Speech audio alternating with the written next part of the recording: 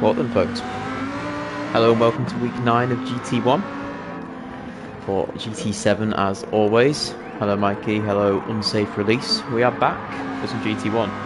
This is the first solo commentary I've done since possibly F1 2019, maybe even 18. So we are a little bit out of practice. I have no idea if the audio balance is right or wrong. I can change it though, so let me know if anything is wrong. I will promise I will try and fix it. There you go. Yeah, so we are at week 9. Autopolis is the circuit. We have a couple of changes actually since I last either took part or witnessed the GT1 race. We have Witchell, the Pineapple Head, and Corvus, all new drivers to the division. I think they raced last week possibly, but there we go. Witchell is very fast, I'm sure all of you who witnessed last week probably know. So I'm sure we'll see him and Tom battle it out with maybe Pagani and Aaron joining in. That would be very, very nice, of course. I've just been informed that apparently pole will be 11.6-ish. So that's the time to look out for. We are still in the practice phase at the minute. We haven't quite started qualifying, so just thought I'd get in early, make sure the stream actually works for the evening. I just thought it'd be useful. But yeah, so I guess now's a good time to look at the standings. So I will quickly have a quick check of those. At the moment, Mr. T. Smith, of course, Tom, is leading the championship, as is always, at 349 points. Second place, we've got Pagani on 317, so a little bit behind there, about 32 points. So it's going to be a bit of a challenge to catch that up through the last few races of the season, but as we all know, anything can happen. We've then got Aaron close behind him on 308 points, so there's only 11 points between Pagani and Aaron for second place, so that is, you know, all go that fight. We've then a little bit further back to Ross, on 260, good 40 points off or so, Graham on 234, Chubbs on 218, and then Lee on 187, and it just gets progressively lower from there. But the main fight, of course, is between Tom, Pagani and Aaron for the championship at this point. So in terms of the layout for today's racing, we've got 2 Group 4 races, followed by 1 Group 3 race, all at Autopolis. So I'm sure you lot will become extremely familiar with this track as we move out for all of the racing. It is a reverse grid, this one. So we'll do qualifying sets at this stage for the first race. We then have reverse grid for the second Group 4, and then reverse grid again for the longer Group 3 race. Hopefully that lets everyone know. Of course, the big news around FTRL is that we are now officially associated with Bristol Street Motors and Accelerate, which is very, very exciting to see. Hence why we have some representation on the grid with Aaron rocking that very, very nice Bristol Street Motors inspired livery. Happy days. Corvus there rocking a green and gold livery, very interesting. Let's see how that one works out for her. Graham in his traditional, it kind of looks like a refresher, I guess, for this season. And obviously got Ross, who is very smart black and white. The Pineapple Head, who seems to be rocking a Rogue Energy livery, intriguing. Which with a white and pink, which I think looks quite nice actually though. With a Lamborghini of Smith, Joker Pagani, Jonathan Chubbs, SBY, and Dusty Bottle. So we've got 14 drivers today, which is very, very nice to see. But yeah, so keep the comments coming in, peeps. So it'll give me something to talk about when I inevitably run out of words. Good evening to everyone. I've said hello to Mikey. We've got 2 Mikeys. I like that. Mike Media and Mikey H. Very well done. And then we've got Marley. Welcome Marley and Peatman. Good evening, people. So Autopolis then. You've got an extremely long straight, which Mr. Aaron Taylor was going down. 11.7, very, very good opening lap. As we heard, the pole's probably going to be around the sort of mid-11s. Then got Biggles at a 12.5, Graham 12 flat, Ross 12.2, 11.7 from Witchell. That's very, very close, but he just takes pole. T Smith from a 12 flat, Nick got 12.1, so it is going to be quite a tight grid. It looks like, so we just sort of scroll down there from the first ones that come in. Alright, James Plays, welcome, I believe. Is that pre-to double? I think it is. Welcome anyway. So it's going to be a very, very tight qualifying. So the top three are kind of people you expect to see up there at the minute, which are currently on pole by an incredibly small margin. Aaron in second place, that could go to either of them. Aaron is a very decent little driver around Autopolis. Welcome Derek, got you hooked. Well, hopefully you'll enjoy tonight's racing. We've got 3 races for you, so enjoy. There's a little bit of a gap between Witchell, Aaron, and then T Smith behind. Then got all within a tenth. T Smith to Graham. It's a very good lap from Graham actually. Very, very good lap. Lee and Ross in 56th. Pagani will probably look to move up from there in 8th. He'll be hoping to qualify between 1st and 4th, I would expect. Chubbs in that Genesis is going to have a interesting challenge on that big long straight, I'll say, after driving it this season. It's a bit slow in a straight line. Pagani puts through a rapid time, but Witchell's beating it. 11.64 as he gets ushered off the track. Obviously misunderstanding, but there we go.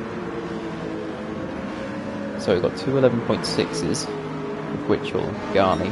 Aaron then in 11.7, and then T Smith also in 11.7. Welcome Homer.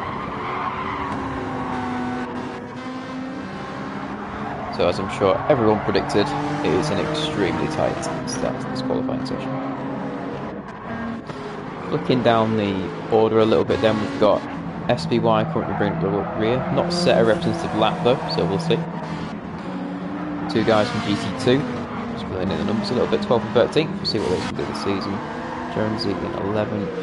We've got the usual suspects in the midfield. So Aaron does improve, but still not quite enough to knock Witchell off a provisional pole.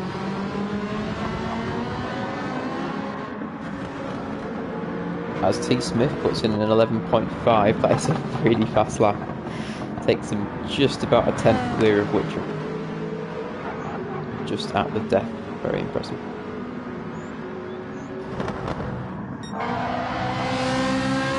So Aaron's potentially still on a lap here. Yeah, he is. So we'll see if he can come around and beat it.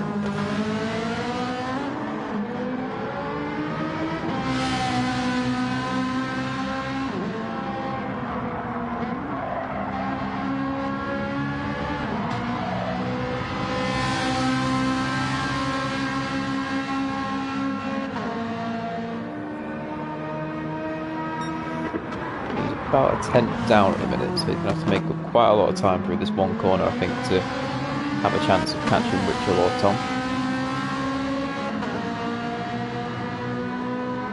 He's not going to do it, 11.7.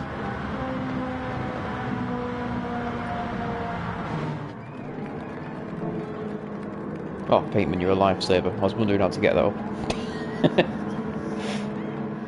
There we go then. T Smith on pole. Just turn myself down. Don't want to hear myself on my own phone. It's not good, that. It is indeed, isn't it? That Ferrari is very pretty to look at.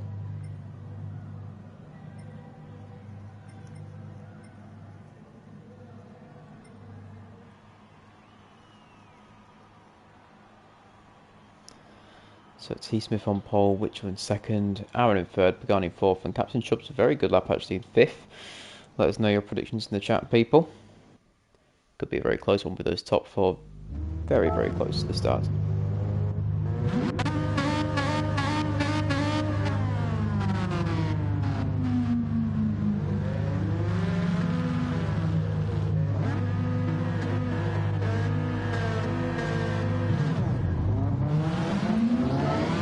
Let's pop all the race uniform fit as T Smith gets underway. So it gives a slightly better angle heading into turn. Not eventually. Spots rolling stuff. And away they go then.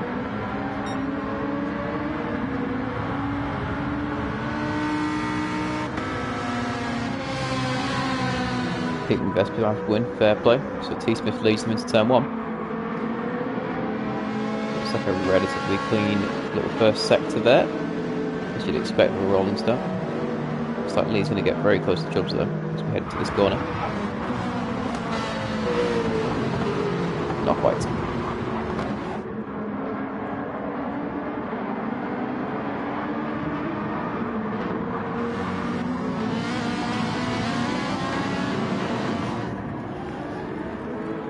Nice calm start to the proceedings there.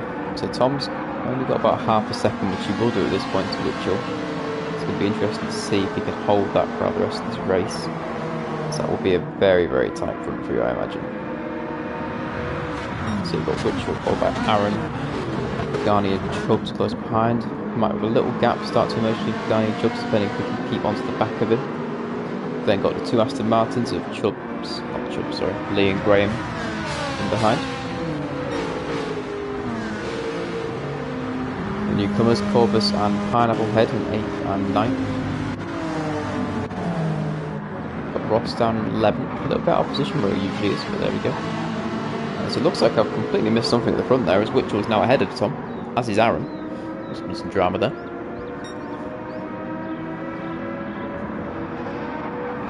He's now under attack from Pagani. T Smith gets very wide. He's going to give Pagani a decent little run here. Nudge for Manos. Is he going to centre on the outside? Can't quite make it. Tom does hang on to that position, so it's not going to get any worse for him at the minute as he drops from first to third on lap 2 of this race. So we'll see if Aaron can stick to the back of Witchell now as they move through the middle sector. Pagani's all over the back of Tom at the minute. Can take a while on GT just to get rid of those dirty tyres when you do pick up a little bit of grass or sand or whatever it is around here. It should be clear of that now. So down that big long straight, that Ferrari does pull fairly well, but as does that Peugeot to be fair, so it's going to be an interesting battle at the front as T Smith goes deep again. Garney's putting under a lot of pressure. He might have a little run up the inside here. He's going to have a little run up the inside. So go into the right-hander. He makes it through. That's Pagani up to 3rd place then as Tom's poor start goes from bad to worse. On to 4th. There's now a 1.1 second gap between Aaron and Pagani. I don't think Tom's quite going to leave this though.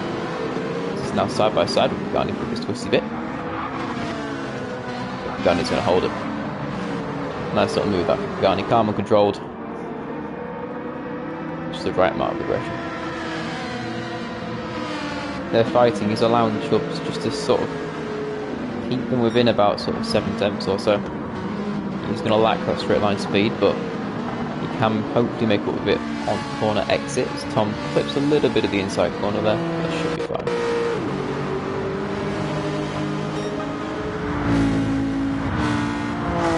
A little bit further back, it looks like Pineapple Head is possibly eyeing up on Corvus as Lee is eyeing up Captain Chubbs. Down the inside goes Lee, a little bit of contact there. Still a little bit of contact as they rub. I'm not going to say rub each other down that corner, that would be a little bit, you know, suspect.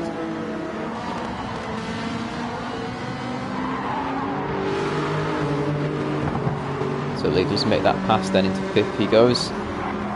See what Chubbs can do for the twisted section. Graham's probably going to try and look to follow his teammate through at some point. The Aston is a little bit quicker than that Genesis in the straight line, which will be reversed for the Group 3 race, and massively. That is a rocket ship round there. There we go, he's made that position up. So looking back towards the front then, Witchell's maintaining a consistent pace. 11.4, still 5 tenths or so clear of Aaron, who was doing well to be fair to keep in that sort of region with him. Pagani's trying to get that time back he's lost on the front 2, and to be fair he is. He's now within a second. 11.2, that is a completely ridiculous time considering we've just seen 11.5 in qualifying, so that's just stupid. T Smith continuing to drop back a little bit from the front 3 as he again dips his wheel on the grass. few more errors than usual. I'm seeing this far from him. We've still got that battle in 5th, 6th and 7th between Lee, Chubbs and Graham. Looks like Chubbs wasn't able to make any inroads really down the straight. And Graham just keeping watching brief behind. We've then got Pineapple Head in 8th, Corbs in 9th. Just Fossil in 10th. Ross still in 11th, Jones in 12th, Joker in 13th, and then SPY bringing up the rear. So nothing's changed too much at the back. It's mad to think that how quick the grid is. Yeah, and as I say, it's only going to get quicker next season with the new additions and everything like that. I mean, when you look at that top 7 right there, they're all very, very fast. So to have Witchell, Aaron and Pagani just clear of that is a bit stupid. So that is GT1 for you. It's incredibly competitive as it always is. It's got a little bit of action going on in the background there actually between Lee and Chubbs again. Well, it's not actually between Graham and Chubbs this time round. Can he make it down the inside? He does. Chubbs goes switch back. Thinks his car is a bit of rallycross and not going to work there, my friend. And Graham sails through. 6th place. That's both Astons past Chubbs now. And he's now going to come into pressure actually from Pineapple Head, who makes his way through. Corvus maybe line up a little bit as well. Chubbs actually goes with him. Ooh, nearly. All around the outside. Be very impressive, makes that one work. Ooh, a little bit of contact. Pineapple Head does get through. Chubbs down to 8th. So he made a good qualifying lap and is slowly heading backwards. Heading back towards the front then. We've got Witchell still half a second clear of Aaron. We've then got 2 Ferraris, Aaron and Pagani, the current leaders in the Constructors' Championship, hoping to bring home another solid set of podiums.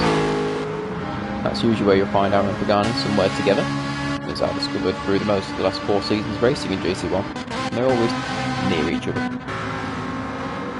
Tom 1.3 seconds back. He seems to have settled down a little bit now, putting in an 11.7, 11.6, 11.5, so, you know, he's settling down. And to be fair, when we look to qualifying again, that is a very, very good pace. Let's head back towards that fighting a little bit as Captain Chubbs, don't know why I keep saying his full name, but he's now alongside Corvus. Around the outside he goes. Keeps that position. Nicely done. Ross has made his way up to 10th. Potentially looking to try and pick up the pieces a little bit from Corvus and Chubbs if possible.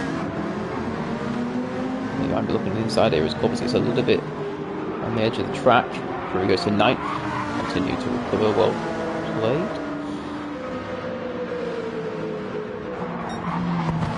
Front looks like Aaron has been closing that gap a little bit now.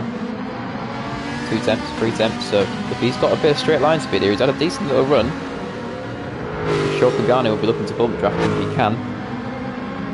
But unfortunately that Peugeot is very speedy in a straight line. Is Aaron going to try this? Thinks better of it. Holds the station. Pagani tucks in behind.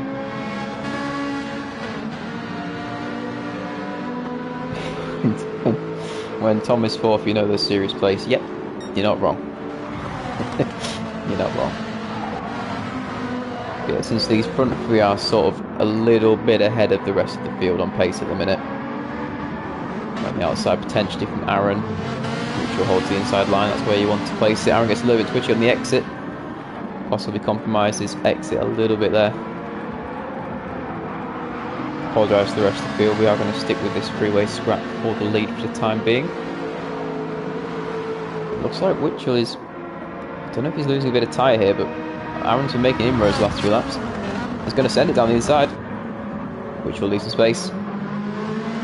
Aaron takes the lead of the race, just about.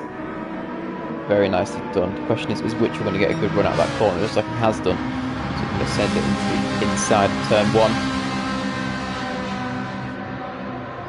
Go on, camera. There you go. Aaron goes right to the outside, Witchell gives him a little bump. It's returned. Down the inside he goes. Witchell retakes the lead. Going to get some more pace, though, it seems. Should let him by. Maybe. To be fair, I think the pace is pretty even between Aaron Pagani and Witchell at the minute. As Aaron continues to push Witchell around the track. A little good on the inside there. It looks like those Ferraris do have a little bit more grip in these corners as he tries it around the outside this time. Not going to make it happen. That's allowing Tom to actually come back into the fight a little bit. 1.1 seconds off now. He was 2.2 not long ago.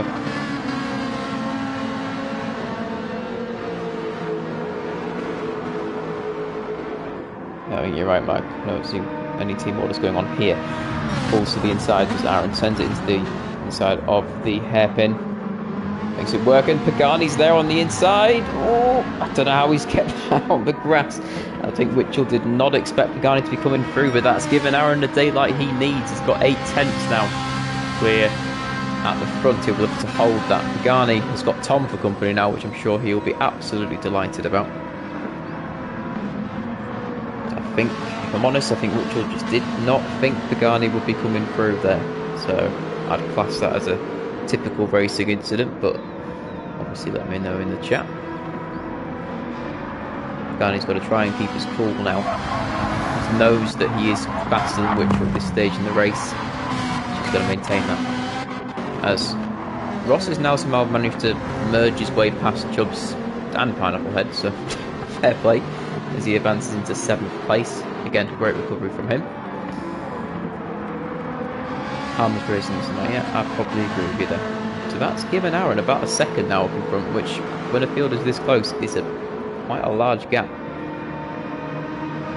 Absolutely is. Pineapple Head and Ross are going at it as well. There's a freeway scrap going on here for 7th, 8th and 9th, and there's a freeway scrap going on for the lead. Pagani mirrors Aaron's move up the inside of the hairpin, gets him into 2nd place, which was now under pressure actually from Tom as well.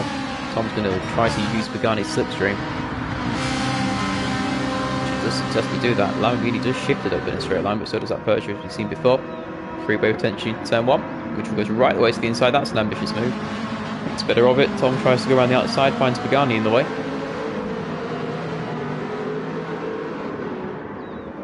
And you could throw a blanket over the rest of them, which will go to the inside. Pagani's going to get caught in the middle here if he's not careful. Around they go. Tom pulls back. Pagani's still in the inside. Tom's still trying to follow Pagani through, but Witchell's not giving this up. And now it looks like Lee's joined. Witchell sends it into the inside again. That's a little bit fruity. Very, very close racing. Lee's decided to join in. Fair play, I would too. As Tom goes down the inside of Witchell. Witchell's now lost a few positions over the last few laps. He's now in 4th. Lee fancies his chances as well. See if he can get around at the same time. To the outside. Ooh, Witchell's been punched a little bit there by the. Again, I think he's trying to turn in when there's a car on his inside. And that lets Lee through. So that's Witchell down to 5th in the space of 2 laps, but he's going to have a good run on Lee actually here as he heads into turn 1. Lee's going to get the benefit of Tom's slipstream to try and keep him ahead. Tries the late braking. Lee around the outside. Aston turns in well, good traction, and away he goes. So that is going to keep Witchell in 5th place then. Graham's only half a second behind now. You never know. So that means that we've got a top 3 now of Aaron, who's 2.2 seconds clear of Pagani. He'll be delighted to see that. We've got Pagani in 2nd place, 1.1 seconds away from Tom in 3rd. We've seen that those Ferrari Group 4s have been quite speedy throughout this season, so I'd expect that to continue. Pagani probably can hold Tom off once too, if he can do. Lee's now got 6 tenths to Witchell actually, and Witchell's going backwards. He's got Graham for company, 4 tenths behind. Lee's smashing, he's having a great race. Those Astons look quick around here actually. Graham. If we see a Graham overtake, couldn't ask for more for my GT1 commentary debut. Look at the tyre graphs then, since I now can see them thanks to paper. Looks like Aaron and Pagani are pretty much about equal there. Same with Tom. Looks like Graham going for the inside. Go on, Graham. Completely unbiased commentary resumes. Down the inside he goes to turn 1. Witchell goes too wide, under no pressure at all. And that's going to allow Graham through. So that is now both Astons past him. His race is going from bad to worse, really. I think it's that tyre wear. Let's zoom in on him. He's completely lost his front tyres compared to the other guys around him. So that's just going to be hurting his turn-in, I reckon. And I can be seen really around this twisty section. He tends to lose few tenths. Heading up towards the front of the grid. Looks like Tom is actually putting the hammer down a little bit. He's 7 tenths from Pagani now. He's gaining a little bit every lap as we look through there. Pagani's in the 12s. He wants to be in the 11s really, and he'll know that.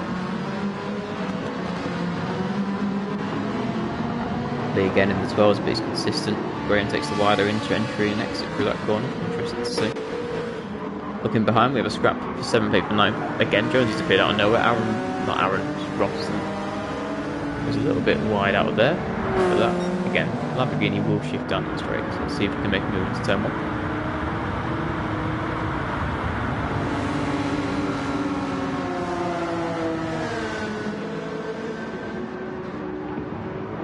Oh, who's gone off in the background there? Gorbus.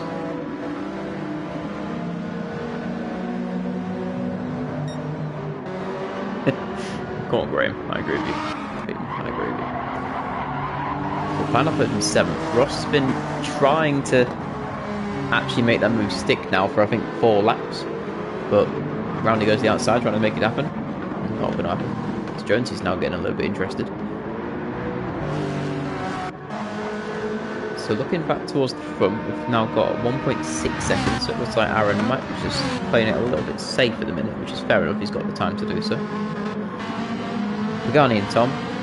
Pagani has re-established that 1.1 second gap. Then got Lee about a second back, Graham a second back, Witchell a second back.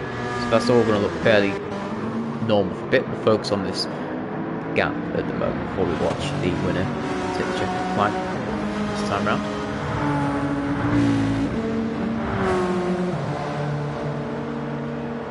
It's indeed GT1 comms debut beaming. I'm usually racing in it, of course. That time in it, so we're going to commentate instead. So it looks like down that straight, Pineapple managed to maintain a decent gap in that Lexus, keeping Ross at bay.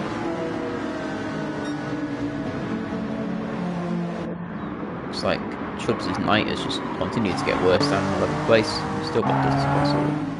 Right, and then Joker's made a bit of an error somewhere. This brings up the rear. Jonesy tries again. Watch out, Jonesy, there is a Ross there.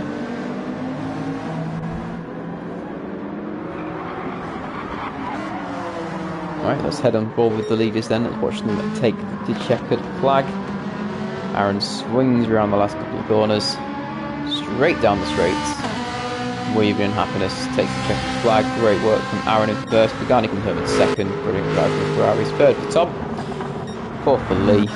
Fifth for Graham. So great drive from the Astons. Witchell comes home in sixth. Disappointed probably after leading from pole. I think Pineapple hit in 7th. Ross unfortunately does finish in 8th. Still good from where he started. Jonesy in 9th. Corbus in 10th. Chubbs in 11th. Dustin in 12th. Esquire in 13th. And then Joker will bring up the rear in 14th place. There we go. Let us know your driver of the race. I'm probably going to go for... Ooh. I mean, Aaron did very well obviously to win that, so potentially an Aaron. I think Lee also drove very well in 4th place, so let me know your thoughts.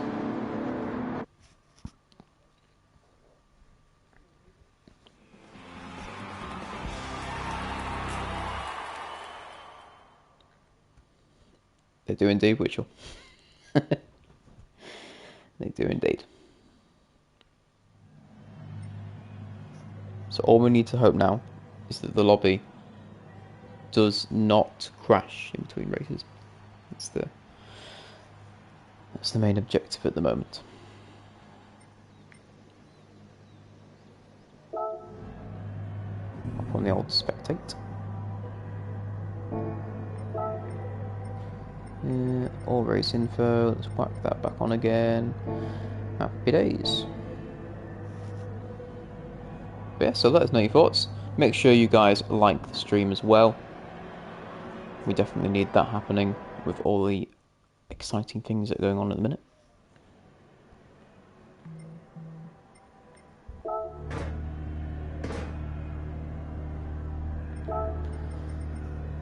So as mentioned at the start of the stream, this will be a reverse grid from race 1.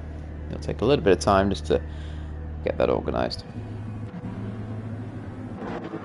Let's watch either Tom drive around for a little bit or spin, depending on what mood he's in.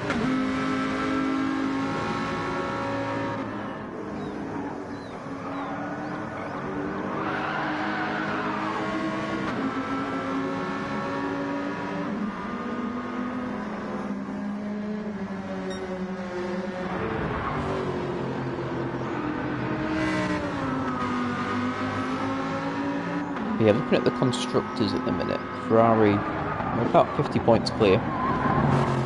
So, providing they don't have a dramatic fall off, they should be fine.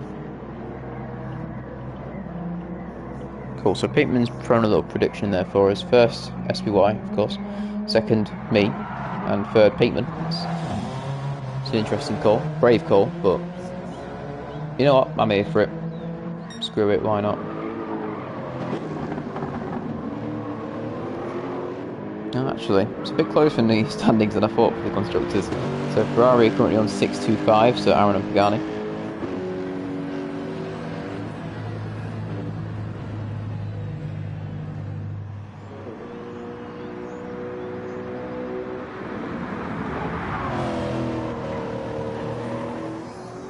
We might be joined by a mic in a second. 1 minute, ladies and gentlemen.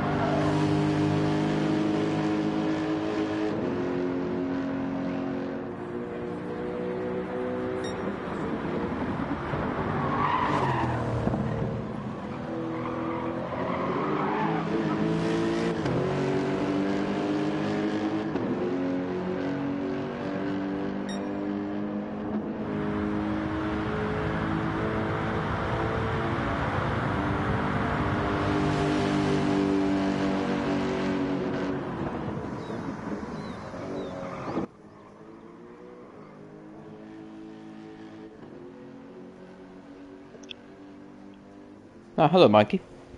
Hello, Will. How are you doing? I'm good, mate. Have you decided to join me? I have. I thought you might want some commentary company. Oh, why not? Not that I'll be much use, but I'll certainly try. Hey, you've got the experience, mate. Yeah, I've done it a few times. It's good fun. And watching these boys, they make it easy, so... They do. They definitely give us something to talk about anyway. Oh, 100%. Well, race 1 was good fun. Yeah, what did you think to race 1? I thought Aaron drove very, very well, especially once he got out front. I think the battle behind him helped, but he was able to kind of take the pressure off himself, knowing that he had those 2 seconds with just a couple of laps to go. So I think the interesting thing now is obviously going to be can he make his way through the field. Well, absolutely. Being reverse grid, he will of course be right at the back, as will Pagani alongside him. So it will be an interesting fight for those Ferrari guys. But yeah, it seemed like that Ferrari had a bit of pace around there, didn't it? It did, yeah. No, the interesting thing is that I'm having an issue getting into the room. Oh, never mind. And it says there's a space available. Well, I'm going to restart my game actually because I haven't restarted it so far. So let me try that.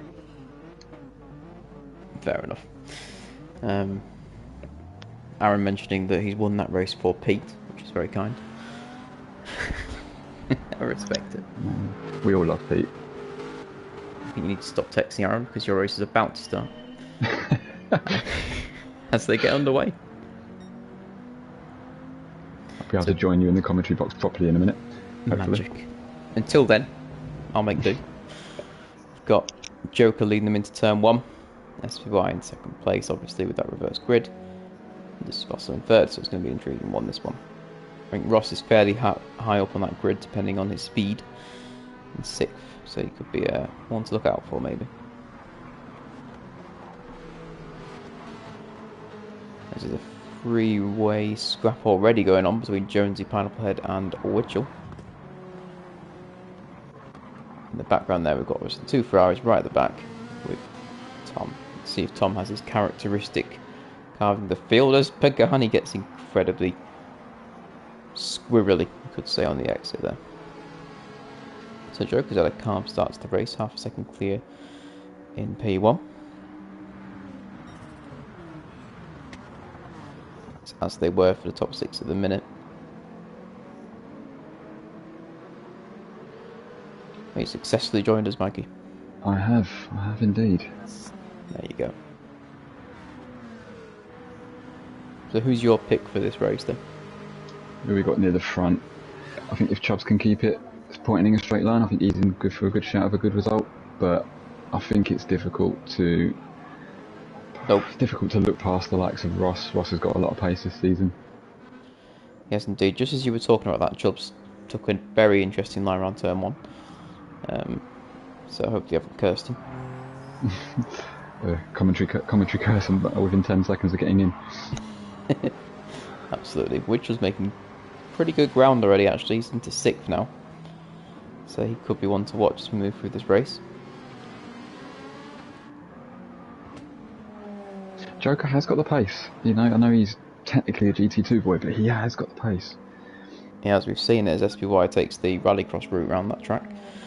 Very impressive indeed. But yeah, Joker has got a bit of pace, so you could see that from sort of the leading car. That's SPY unfortunately picked up a penalty for his trouble. Looking back further, Aaron's made up a bit of ground into 11th, but he is having a big old scrap of Corvus at the minute. Yeah, Tom's also into the top 10. No surprise there. Absolutely. I've got a 2x2 formation going into turn 1. We've got Aaron, Corvus, Graham and Pagani. Which will make us move into 4th place already. Very speedy. I was talking with some of the boys the other night, and we were talking about how much Graham has come on this season, how well he's driven. I mean, obviously he got his first win, was it a couple of weeks ago? Was it last week? When was Watkins Glen? Week before last. Week before last, yeah, so a couple of weeks ago. He's come on leaps and bounds this season. No, he really has. Like, he's always been consistent, but he's just started bringing in the pace, a bit of that outright pace, yeah. Yeah, it's the racecraft as well. You know, knowing when to go for moves, and don't get me wrong, we all have our moments, me more than others, but Graham seems to be kind of developing that racecraft pretty quickly. He's doing very well. Obviously, he's pretty much Aaron's closest friend. I mean, we all love Graham, but Aaron's definitely got a soft spot for him. Absolutely. So at the minute, the standout driver so far is probably Witchell. He's been made all the way up to 3rd place. Yeah, he's looking at getting past Dusty Fossil, aka Carl. Absolutely. This is close. This is very tense. Oh. Payman wishing SBY on, Witchell goes on the inside. Through into 2nd place he goes. Ooh, Genesis off in the background. That'll be Chubbs. As Tom takes an interesting route round him. It's worked for him though, into 7th. Just seen the sticker on the back of Joker's spoiler. I'm not antisocial, I'm anti-idiot. Couldn't agree more with that. It's brilliant. Absolutely, I respect it. Yep. Got Lee already up to 6th as well, so he's made good steady ground. Yeah, those Astons have looked very quick around this track actually, the Astons and the Ferraris. Yeah. Ferraris especially. But yeah, Lee's looking very pacey. Talking about a Ferrari, Aaron's just made a move on Tom. Yeah, Tom, is he going to get a penalty for that? No. I think he got away with that. He had to cut the last corner, the little left-hand kink. He's okay. So, Witchell's looking to close down on Joker. There he goes. What's Corey saying? Chat, ask Combs, do you believe that even with Tom's pace, it's his race IQ that really cements his legacy within the GT1 ranks? That's a very sensible question from you, Guy. I'm quite impressed. You go first. I honestly think it definitely got a point, but I think it's a bit of both. I think it's just he's got sheer pace, which is sometimes ridiculously frightening. But his racecraft, the strategy, the fact that he's just ridiculously clean. He's always saying about how he prides himself about he will race how he is raced against himself, if you know what I mean. Like he'll give people space if he's given space, and vice Sorry, versa. Pagani just had an incredibly massive snap, but he's all right. He's had a few of those as Pagani in this race, but he's always managed to keep it under control. I thought he was gone then, I'll be honest. Yeah. But yeah, in terms of Tom, like he has got ridiculous pace. It's obvious why he wins so many championships and so many races, and by sometimes quite a big distance. But there are some boys in this division, and especially with the newcomers as well. We've got some guys that might be able to challenge him next season. Yeah, even with the likes of Pagani and Aaron giving him a bit of a fight this season. So yeah, I do think it's partly racecraft and his pace. It's a bit of both, isn't it? It's a bit of both, but as you said, he has always got that outright pace. Yeah, which is what you need. Aaron is up to 4th. He's got 9 laps to go, and he's only 4 seconds off the lead, which has now been taken by Witchell. Yeah, so driving seat at the minute is, of course, Witcher 1.4 seconds clear now in the lead. We've seen his pace, but we've also seen that his pace will drop off because the tyre wear in that front-wheel drive Peugeot is wild. So he will slow down towards the end of the race. It just depends if Aaron can get close enough in this sort of middle part of the race to exploit it towards the end. Yeah, I've just been scrolling through looking at tyre wear, and Sean's tyre wear is almost non-existent. Yeah, that Alpha, oh my god, that's Chubbs. Is it Chubbs? Someone just went off then. It looks like he's going very, very slowly out of the last turn. Yeah, I think it was. I think he just sort of went straight on. So, on a little flick through then, let's see what positions people have made up, which has obviously gone from sort of back half to the first. Very, very good indeed. Joker's still in second, maintaining consistent pace, keeping him in the top. Aaron's definitely closing that gap between him and the lead. Yeah, he is 3.7 seconds, 3.6 seconds. So, as we've seen from last race, he's got the pace to catch and pass Witchell. As I mentioned earlier, it just depends if he can get through SBY and Joker quick enough to actually make a difference towards the end of the race. Yeah, from what I was in the good hearty chat with Aaron, Tom, Lee, and they were all saying about how good the Ferrari is coming out of the last turn, where the likes of the Lamborghinis need to kind of wait to put the throttle down. The Ferraris just seem to be able to do it just a good portion into the corner earlier than those Lamborghini boys, which is where they get a lot of their pace from. Yeah, well, the thing is, it turns in extremely well, does that Ferrari, which means that you can get that power down earlier. You can point the nose in the right direction earlier. So it is going to be, and it's quick down the line, so it's a good track for the Group 4 Ferrari. So I'm looking for a move past Pineapple Head. He's indeed. No. One of our new boys. Yeah, he's been driving some actually pretty decent pace so far. Solid result in the last Lexus. race. He is in the Lexus, absolutely. It's a very nice livery, I've got to say. It is, but yeah, the Lexus is a good little car, to be fair. We were a bit surprised it wasn't picked at the start of this season, as Tom looks good on the inside. Right round the outside he goes. Nope. Space given by both drivers. Is Tom going to get a switch back? He's got the space. He's going around the outside of the long left though. Nope. Well, towards the front then. Joker's lost a few positions actually. I don't know if he's got into a little bit of contact with SBY or something, but Aaron's now in third. 3.5 seconds behind the leader still. Let's see if he can get around SBY quick enough to make it in then. This battle between Tom and Pineapple Head is still going on. It's been going on for at least while I've been watching it, a full lap. And space has been given. It's been respectful driving, and to battle Tom and stay ahead of him for a lap is no mean feat. No, he's done very well, to be fair. Does have a bit of speed down the straight line, that Lexus, so what it has done though is it has let Pagani close the gap. Joker's just appeared out of nowhere. Yeah, I saw that as well. I think he got reset.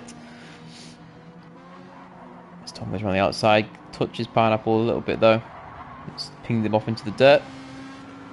And Pagani's going to try and make a little move here. Yep. Tom might have some 30 tyres, he does. Yeah, Tom was not giving Pagani the room around the outside there. So she's getting a little bit close to him, these two. Yep. It's getting a little bit spicy. Pagani tries right the way around the outside. Tom's giving him just about enough room. Pagani's going to have the inside line though for the final bend. And like I say, they do get good exits from that final bend. Oh, Tom slides it. That gives Pagani the run. Through he goes. He's not looked as comfortable around this circuit, Tom, as he looks around most of the other circuits. So I don't know if it's either one of his least favourite or the car's a bit weird around it, but... And when it comes to him and Pagani, he does have a 20-point or so lead in the championship, but he's also got to be wary of Aaron, because Aaron's only a few points behind Pagani, and Aaron's having a very good night so far. He is. He's second place. He's got every chance of catching Witchell as well to the last few laps. T-Smith goes on the inside. They've basically been side by side for a lap now. Yep. Pagani just about holds him. And that's given Pino Head a bit of a breather. Yeah. If I was him, I'd be making the absolute most of this, because as soon as it settles down, it's going to get very dangerous for him. Exactly, yeah. Aaron's, just while you're watching that, Aaron's closed the gap down to 3 seconds to Witchell, so he's steadily gaining. He's only got 5 seconds to get there though, so I think first and a second, I think he'd be over the moon with that.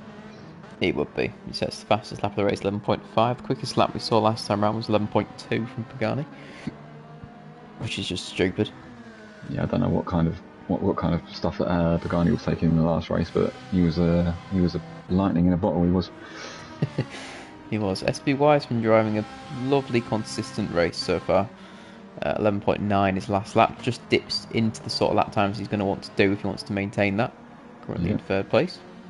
He looks like he's got third in the bag, providing it doesn't make any big errors. I think he'll be happy with that, because I think he's still persisting with that VR, as far as I'm aware anyway, and he seems to be driving a lot better than he was at the beginning of the season, so I think he's starting to get used to it. Looks like Graham's making a move on Joker at the minute. Through he goes into 8th place. Very nice. Obviously I was Jonesy's teammate in this season, but I decided to drop out just to let some of the new boys get a taste of GT1 before they join full time next season. And Jonesy is doing pretty solid job into P10 so far. Yeah, it's a nice car to drive. It's that Honda. It is. It's a nice little car. Yeah, that was one of the perks of being the slowest boys in GT1. We got the first choice, so we went for the easiest car to drive.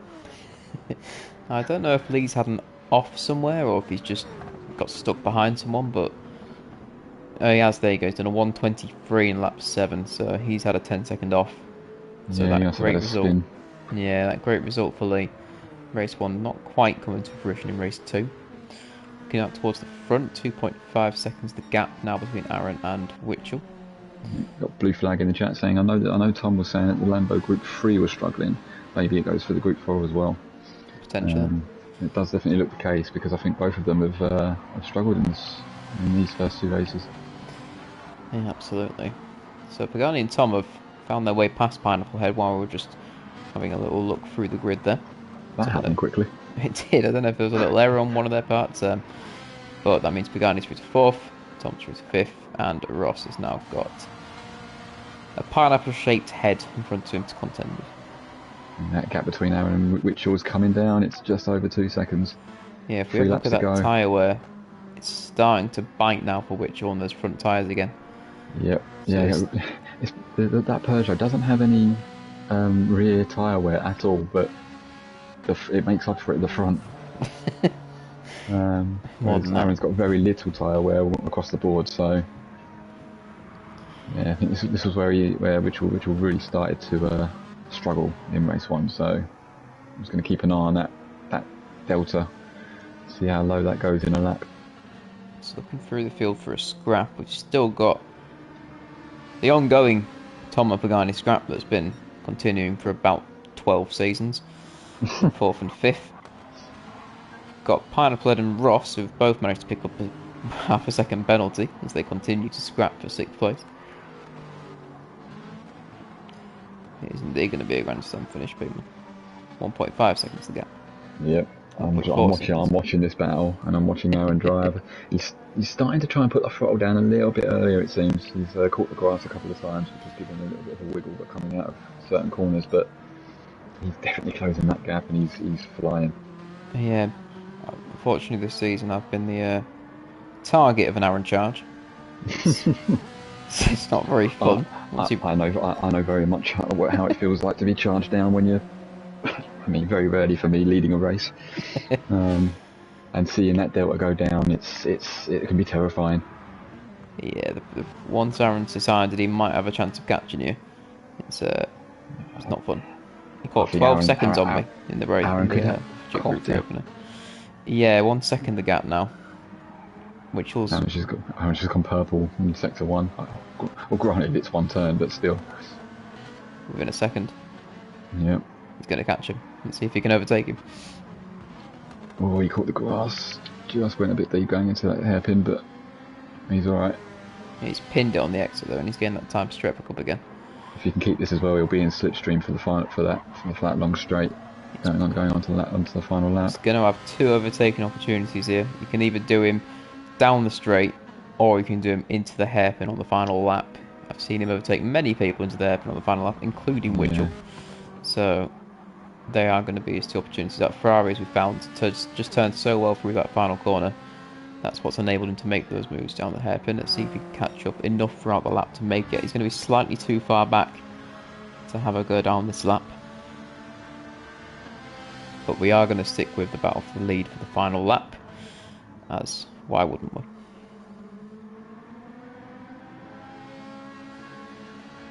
So Witchell's going to need to keep this gap at about 2 or 3 tenths, or Aaron is going to give it a go down that hairpin.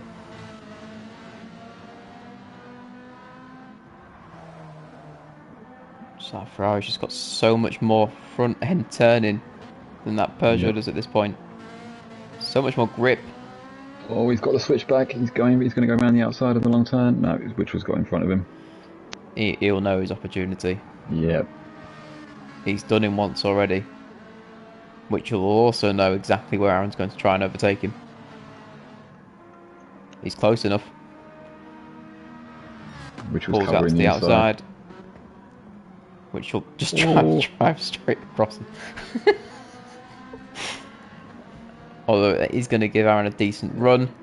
Not I think the enough of a run. I think Witchell just lost a little bit of control going into that turn, not on purpose or anything like that, just with those tyres dying off, and just ran out a little bit wide, which held Aaron up a bit, just enough for him to not get the run that he needed. So Sean with a podium as well. Great drive from him. Lee's going to come home for a disappointing 11th after the pace he's shown in race 1. Corbs in 12th. Chubbs' evening goes from bad to worse as he comes in last, but that is going to give him, of course, race 3 pole. So Pagani and Tom managed to bring him a decent raft of points there after being a little bit further back from Aaron. As they come home in 4th and 5th, I believe, to the top 3. Yeah, I wonder what that does for the league table. Obviously, we do have 1 week remaining after this series of races tonight. So I think if those 2 races were won by Tom, for example, I think you could probably say that the season was finished and over. But with the way it's going for Tom tonight, it ain't over by a long shot. It's never over. No, granted, Tom does usually excel pretty well with these more strategic Group 3 races. Yeah, he is also a comparatively quicker driver in Group 3 than he is Group 4. Whereas Aaron tends to have him in Group 4 compared to Group 3.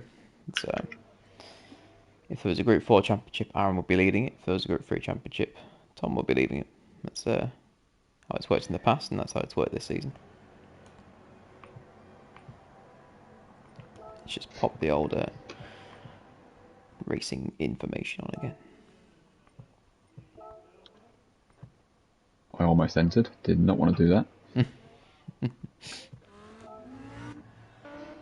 was a bit concerned that it wasn't going to let me join, but we're okay. Yeah, I was just about to say I was trying to spectate as well, and it just kept kicking me back to the main screen. Okay, so let us know your driver of the race for the last race. Myself, it's probably going to be Witchell. He did very, very well to come from the back half of the grid and to hold off a very speedy Aaron. So Witchell gets it from me, but you could make a case for Aaron as well.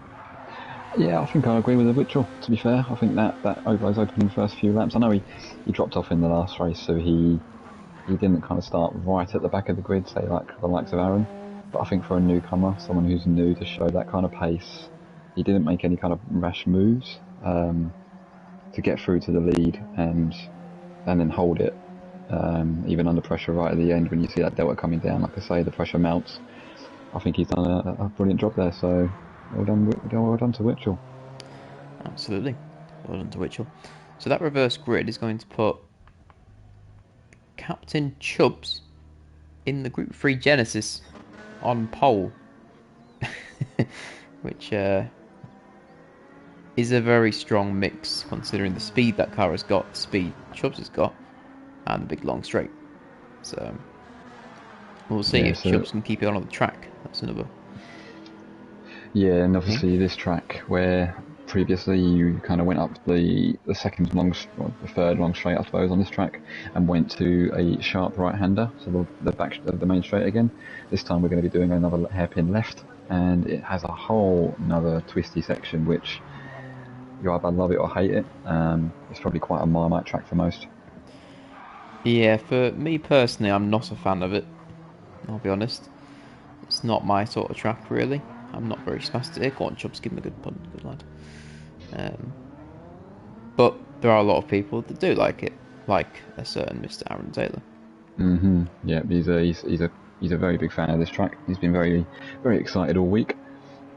Well, he's brought P1 and P2 so far, so it's Yeah. Can see why he's excited. Absolutely. So let us know your predictions in the chat. So far, Pinkman's coming with is going for SPY, and SPY. So good shout from Pinkman. He reckons he's going to close out all top 3 positions. I'm going to go with.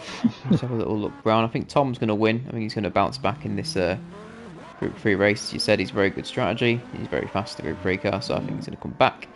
I think we're going to have a. Oh, it could be tight there actually. I'm going to go with Aaron P2 and then a Witchell P3 and then Pagani probably in 4th. I'm actually going to go for a Pagani P1. Oh, very nice. I think he's got pace. I think he's definitely got something to fight for. I think Aaron will get a podium. I think it'll be the usual suspects on the podium. I do think it'll be a combination of Tom, Aaron and Pagani, but I do think Pagani could get the win today. Oh, I'm never going to rule them out. No, you can't rule any of those 3 out. He's probably won the most races in GT. Yeah, they're just I don't super know, quick. But he probably has. Him and Tom. That Group 3 Lambo. It is a nice little livery there into the sort of black stealth type look. It is nice.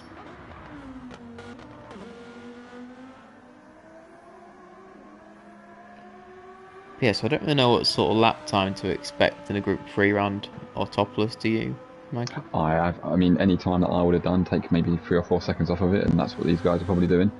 But you're probably looking at, I guess, maybe mid-45s, I don't know. We'll find out in a minute. Just yeah, whatever Tom does, that's that's the pace, if you know what I mean. That's the pace. So around this circuit then, which cars can we expect to be pretty strong? Well, you need a car with a bit of power for that nice big long straight. So the Genesis is going to be very decent. However, it does have a pretty horrible last sector for the Genesis, so I'm going to say it's probably not overall the fastest car around here. Something like the Lambo with that nice combination of turning and straight line speed, or the Ferrari, I think are probably going to be the 2 cars to look out for. But we will see. I might be wrong. We should be getting underway very shortly. I haven't put the 2-minute warning in a couple of minutes ago, so it should be.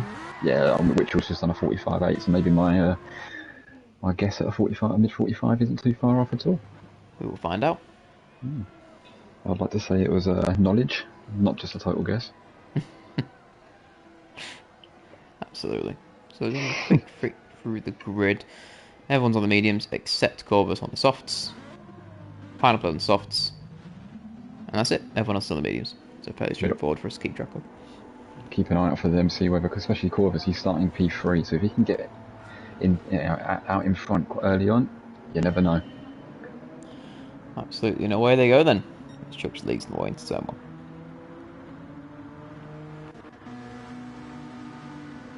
Lee's already somehow got a launch on Corvus. Don't know how he's managed it. And there we go. Evening, Eddie. Oh, Chubbs is round. That did not take long. No, I don't know whether I didn't see any kind of contact, but I don't know whether he got tagged from the back just slightly, or whether it was just a clip of the grass. But yeah, not an ideal start for Chubbs at all. No, Keep going, Chubbs. I know it feels. I'm sure you do. So with that reverse grid that we've had, that means that Lee's already up to second. So we've seen his pace in the Group 4, so he might be one to look out for actually to move through this race. He could be. He does do a lot of GT. Does he? He does all the manufacturers' races. He does the Nations Cups.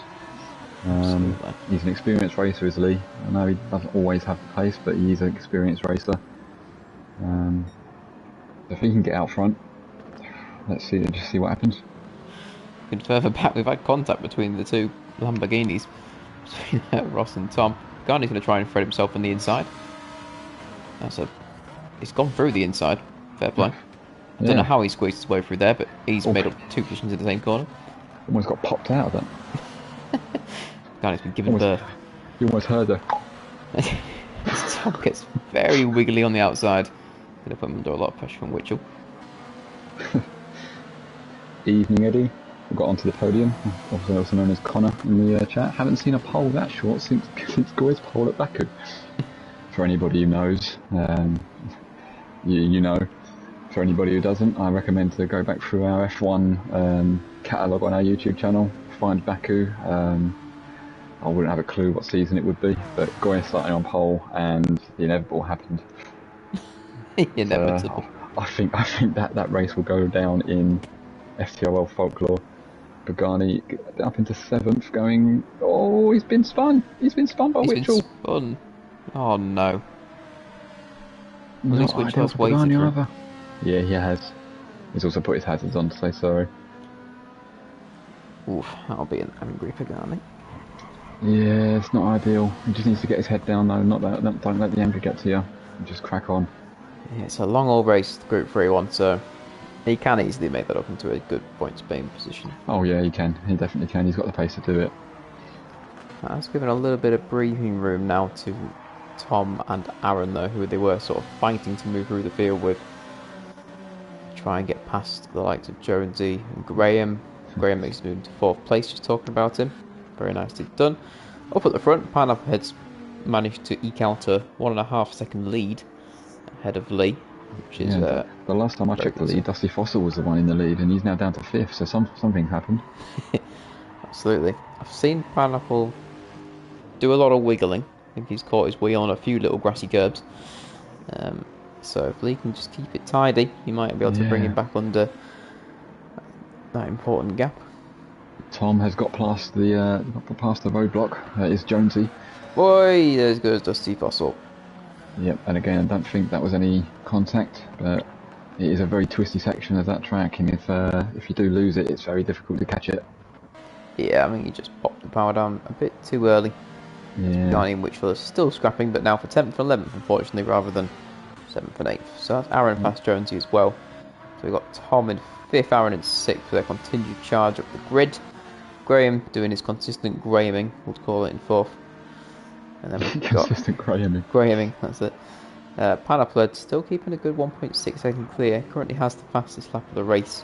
We've seen the 45s are doable in practice, so probably will look to go a little bit quicker than that, but I've got to say he's doing a good little start to this race, this Pineapple actually.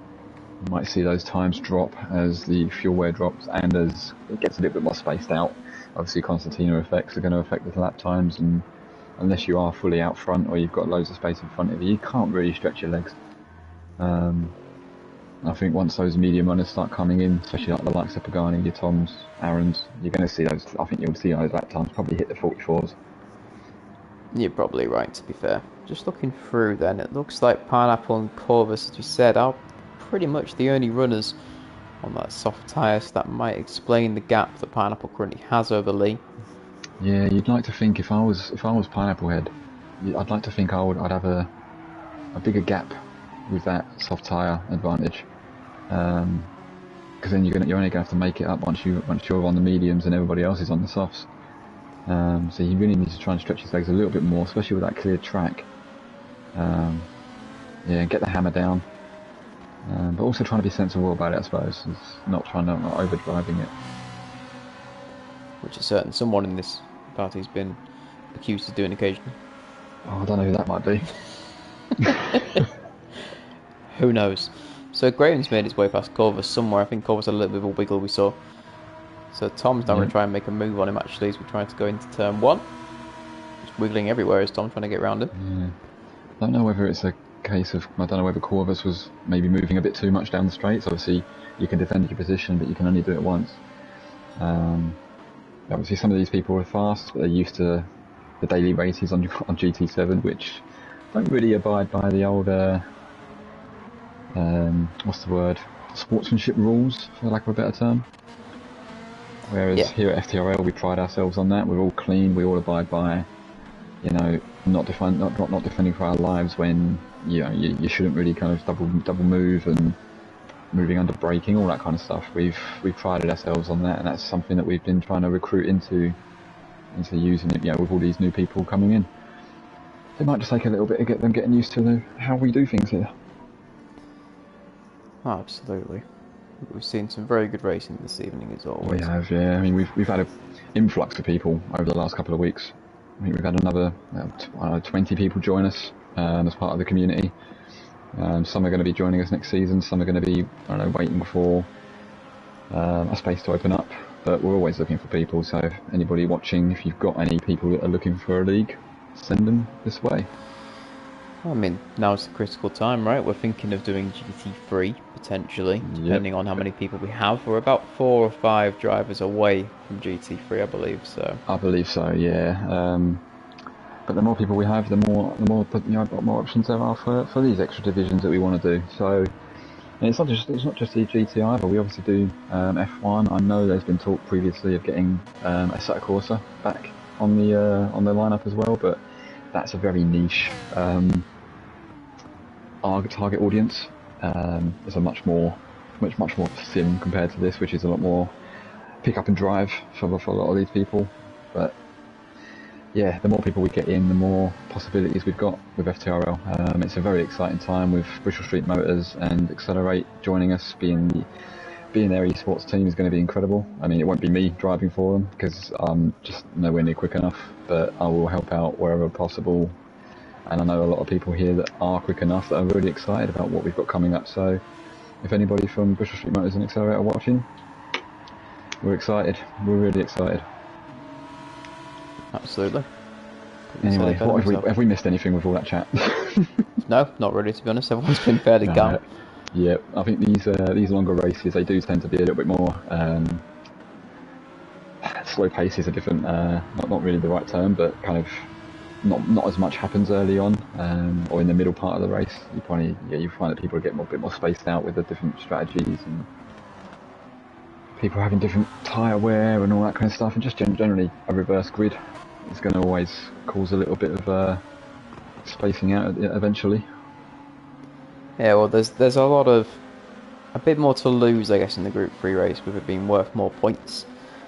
With it being the longer race, meaning it's just a lot of time to try and make up if you do end up causing a bit of a spin. Especially with these very close races, it can be quite tricky to regain that time. Yeah, we've got a very good battle going on here between Graham, Tom Smith and Corvus for P3 at the moment. We do. It's one we've been sort of following for the last couple of laps. Corvus on the soft tyres is actually... Oh, he's just spun. Never mind. I was about to say he's doing a very good job maintaining the soft tyres, but he did just spin. Commentator's curse. I don't know. I didn't actually finish what I was saying, so I don't know if I'm taking responsibility for that one. You saying Corvus preempted what you were going to say? Yeah, Yeah. We'll stick with that one. I only have so much power. So looking through the grid with the tyre wear and things like that, obviously pineapples are burnt considering that courses were actually pretty good. Lee's maintaining some decent little tyre wear in second. They've still got quite a lot of life left in those mediums, as has Graham. The Aston is quite kind on its tyres compared to its rivals.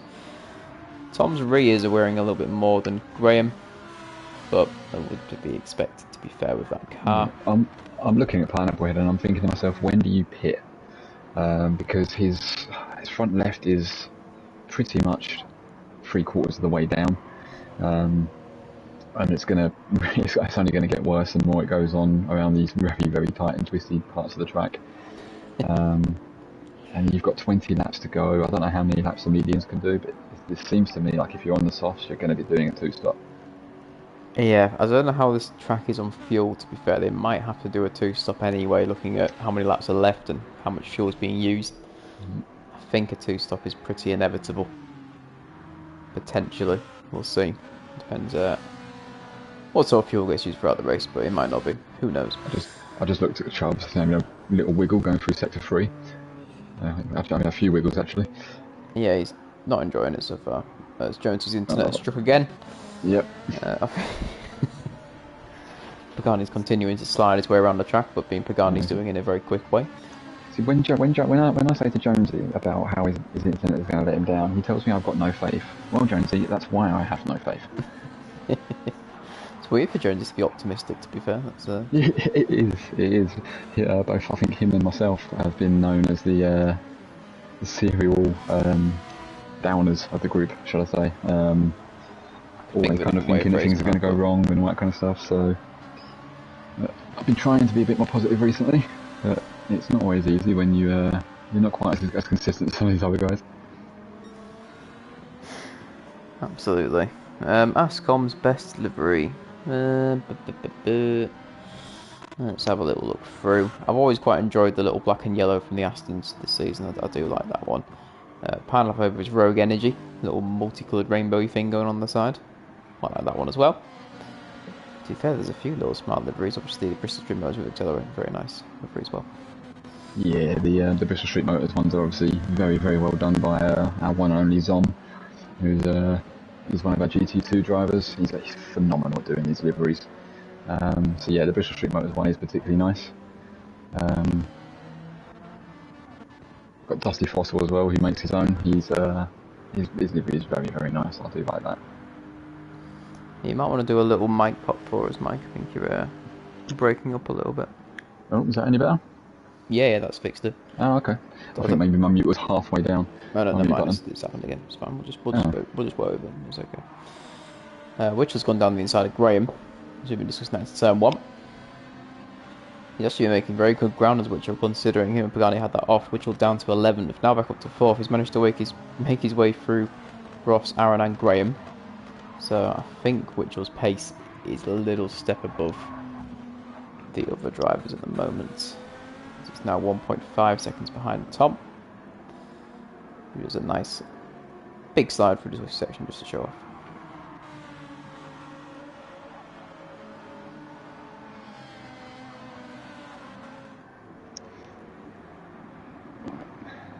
Is that any better? A little bit. Okay. It's interesting because I've never had any complaints about my headset before. That's a bit concerning, but anyway, we move on. We move. I was looking for the Aston delivery, but it's actually the G Group 4 livery that I really, really do like. That pink and blue, I believe it is. I think Lee made them. They're really, really nice, but yeah. No, they are great liveries, to be fair. Tom is going to try and look for a way around Lee as we approach the hairpin heading into the main straight. He's probably noticed Witchell getting ever bigger in his mirrors and has thought, I need to try and get a car between me now. As Pineapple dives into the bits from the lead of the race.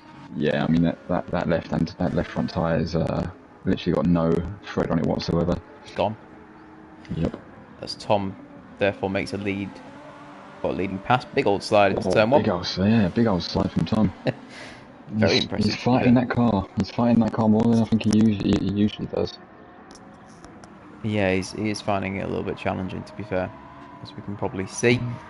He's got an unusual train behind him as Tom. Usually he does not have a train behind him, but right now he's got a little train of Lee and Witchell. Is Tom being a cork in a bottle? Oof, I don't know, that's not... It's not how we usually see Tom as, but is he holding up Lee here? I mean, he's just eked up a bit of a gap, but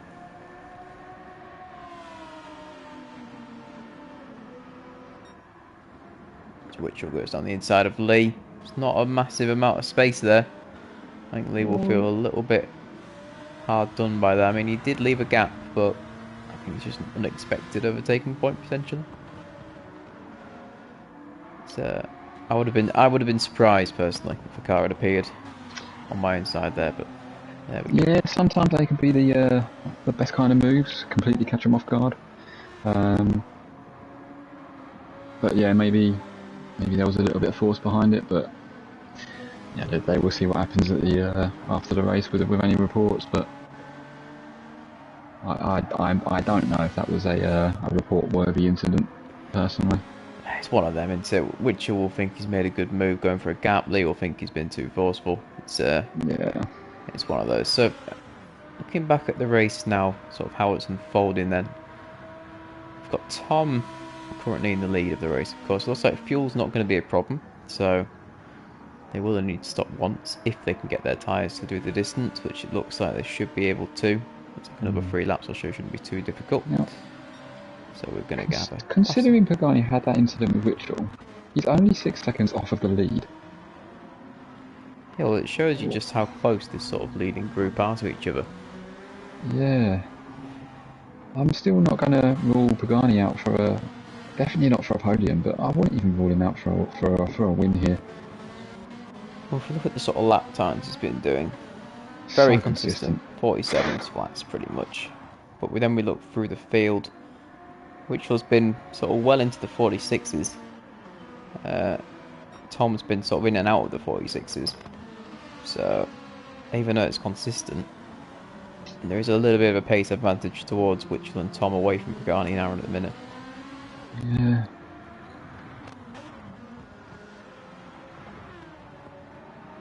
Aaron has found his favourite position in the Group 3 race, which is directly behind Graham.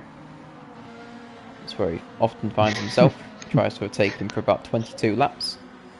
Just like sticking by him. He does, just likes being as close to Graham as possible. It's still a good drive from the 2 Aston drivers so far in 3rd and 4th. Yeah, they're going well. Going very well.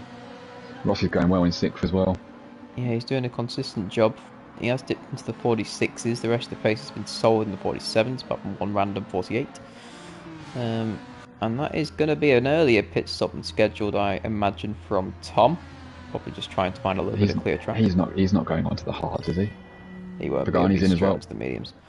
Pagani obviously going straight in as well. Tom's going to put on another set of mediums. Okay, so I think he might be 2-stopping.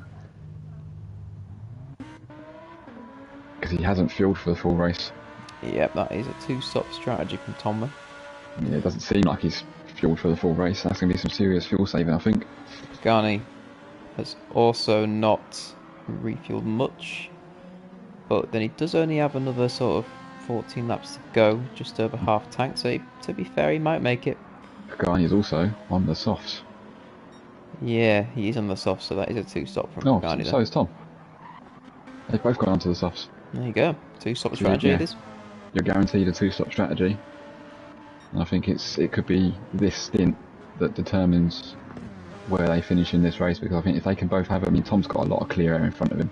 He's got 8 seconds to cordless. If he can make these tyres work really, really well over the next 3 or 4 laps, get that undercut on the likes of Lee and Witchell, I think you can't look past the Tom and Pagani P1 P2.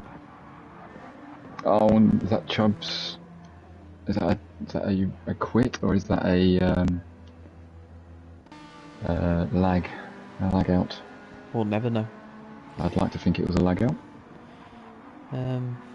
But yeah, so this race has got a bit more intriguing than I thought it was strategy-wise. So yeah. Now Witchell's got a choice to make here. Yeah, he's coming in. Oh, he's hit the wall. He's hit the wall coming in. He has. So he's That decided pit, to cover off Pagani and Tom. yeah, that pit entry's a bugger.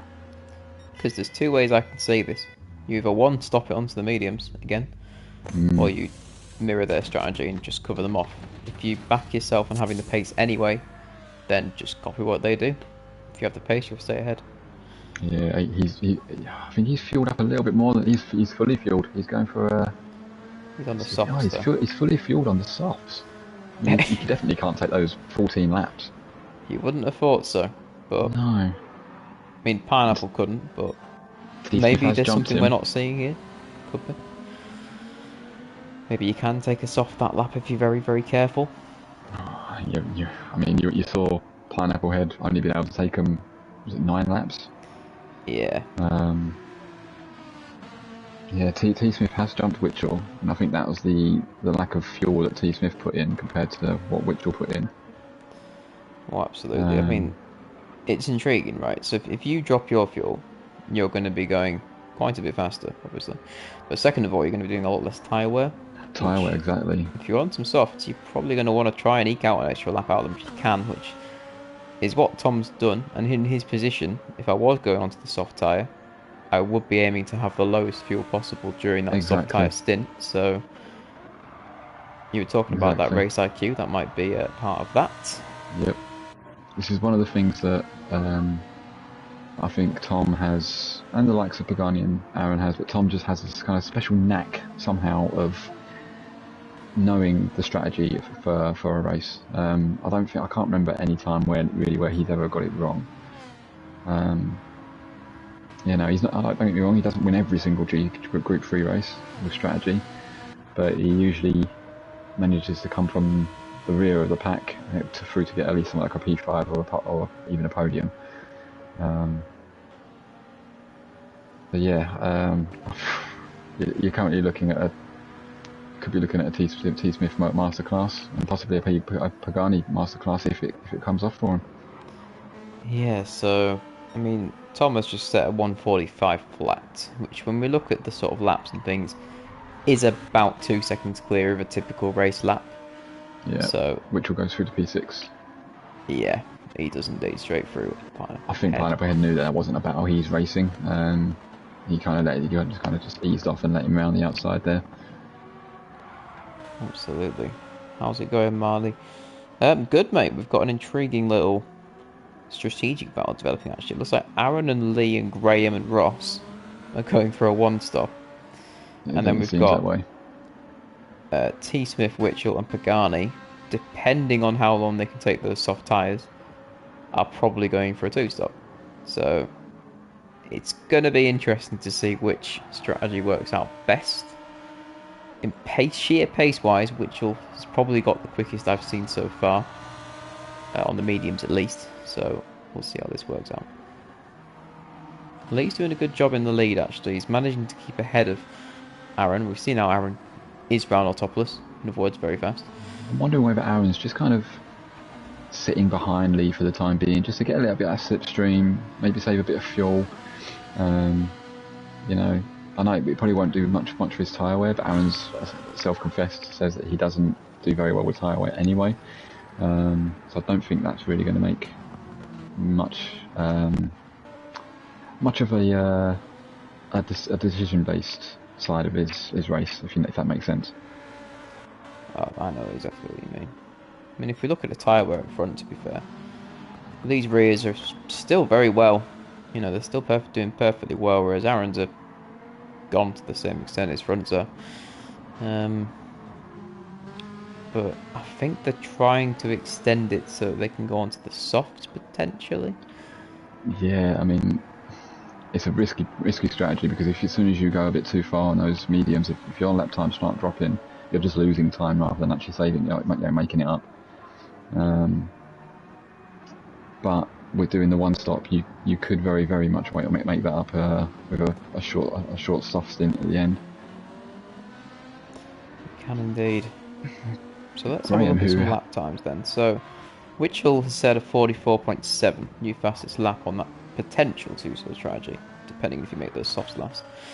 But 44.7, very, very speedy indeed. Pagani has just had an off, unfortunately, actually. Also in a 45.1, so a few temps back. We've got Tom in a 44s as well, 44.9. So there's not much to pick between Tom and Witcher at this stage in the race.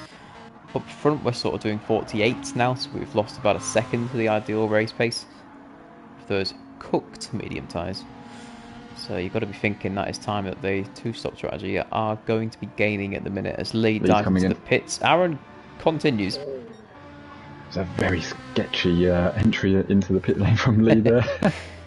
As Ross follows him in. So we're going to have Graham and Aaron continue here. I mean, if they can get... Obviously, they'll finish this lap and not lose too much time, hopefully. But that will then be 10 laps on the soft, which I think is perfectly doable, to be honest. So that will be potentially trying to negate a little bit of the two-stop effect since they're both on soft tyres. Yeah, I can see Aaron staying out at the end by even another lap after this and trying to do maybe 10 laps on the softs. But look who's looming into the background there in third place. It's Tom. Yeah. I mean, he will need to stop again. I'm pretty sure of it. But yeah, he knows he's got to put the hammer down because he's got to try and make up that extra pit stop time. Well, I mean, if you think about it, the top three have to do one more stop. So, kind of is for position in a way at this point in the race. They both have to do one more stop. So, Tom with a big old slide as he tries to make his way past Graham. He knows he's got to clear him quickly. Graham's not going to fight him. Through into P2. Evening, Marley, mate.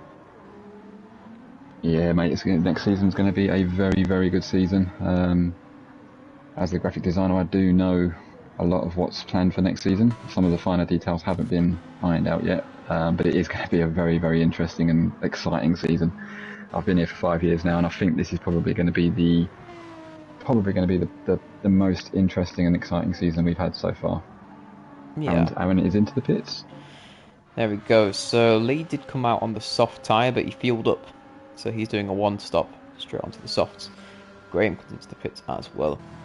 And that is about as much as you're going to get out of those medium tyres. But they're going to put the softs on now. They're going to go for 10 laps. Tom just had a massive snap coming out of turn 1. Managed to hold it. And those skies are looking extremely dark. Does it rain here? I believe it can. Autopolis. We've not had rain all season. We've had little threats of it. Dark clouds here and there, but no actual rain. Could we be getting it in the last race of the season, which could really throw up this race? Because I'm not sure how much practice many of them would have done in the wet. Oh, absolutely. So Pagani's just... I mean, I don't want to say punted Pineapple Head there. But dear, really? It did kind of look like he did. Obviously, I didn't see probably the correct angle, but there we go. That'll probably work its way into the steward's office, I imagine. Lee Potentially. is now trying to make a move on him as well. Not some Nice room move given from there. Lee. Straight down the inside. Easy does Get it. the cut back. He's got a good run. He's going to have the outside for these two right-handers. Lee should be able to cover this off. Yeah, he's on much fresher tyres as well as Lee. Yep. It's So a battle that the Pineapple Head doesn't need to race at the moment. no, he's probably not in this scrap at the minute, really. We have rain on the radar, according to Goya, who I believe is in the party chat with many of the guys in this race. So if we think about it then, rain's on the radar. If we get a bit of rain and we have to go onto wet tyres... It works out perfectly for those at the front. It does. So if it happens earlier. Yeah, exactly, and that. Because if they have to pit anyway, then that's kind of worst case scenario for the two stop guys. If they have to pit and then have to pit again, of course. But if we look down the field now then, so Pagani's on that two stop strategy, but because of the little bit of drama he's got caught up in this race, he's actually 14 seconds, 15 seconds off. Big snap from Aaron. Aaron's off. Smith, Aaron's off. He's managed to get back on track nice and quickly, but he had a big snap coming out of turn 1. I was watching Lee at the time, and I just happened to be kind of looking at his windshield to see if I could see the wipers going. And I saw Aaron in the background just having a massive snap out of turn 1. He caught it, but just went off track as well, so he's got slightly dirty tyres at the moment. Yeah, if we go on board now, there's still no sight of rain yet. So, still all dry for now. I'm gonna keep an eye on T Smith for the time being. Just keep an eye on his windshield wipers, because as soon as they start going, that's it. You know that's it. You know that rain's here. So it could really get exciting if rain does come with 9 laps to go. Ooh, Aaron gets another big slide. He needs to settle down a little bit now. Does not want to burn those tyres out. He's on the softs till the end, providing we do not get rain, of course. But still a decent stint for those softs to do, so he needs to make those last. So if we look through the field then, strategy at this point, we've got the top 3 who are currently on that 2-stop strategy. At the moment we've got Tom and Witchell kind of in a little class of their own in a 2-stop race. They've probably got enough pace to make that work. Garney does have enough pace to make that work, but has made a few errors, which means he's 11 seconds behind Witchell. Lee's the first of the cars on the 1-stopper. Because of the little spins that Aaron's had, it's actually 4 seconds clear now. So that's going to be intriguing to see what happens at the end of this race with Lee, Aaron and the front 2. He's just got so much open road in front of him as well. He could just focus on setting in those lap times. Yeah, he can just drive into it really. I mean, he's done a 45.7 there, which is a pretty decent lap. Pineapple Head in 6th place. He will have to stop again since he did do that first stint on the soft. So that's going to drop him back a little bit. Graham should be all clear of pit stops now in 7th. Probably will pick up 6th after Pineapple Head stops. Ross again also clear now on the mediums. Interestingly, did not go for a set of softs like everyone else.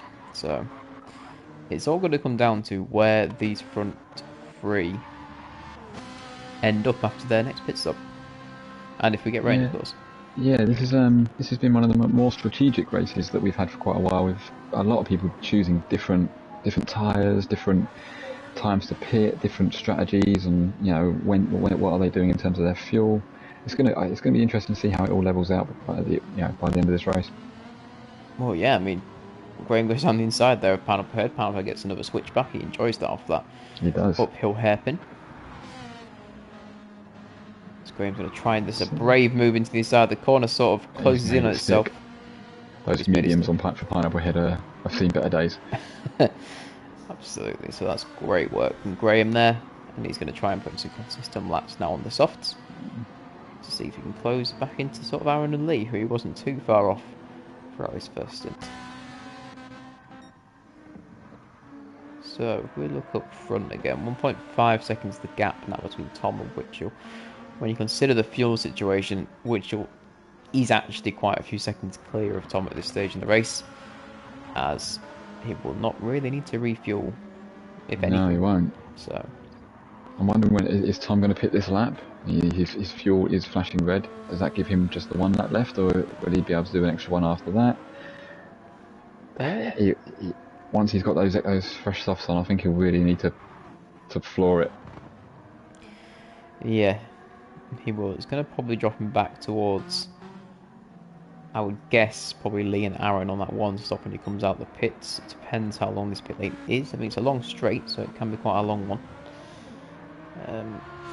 It will be interesting to see as we get into the last sort of 6 laps of this race exactly how it pans out, especially with the potential rain on the radar. Yeah, it does.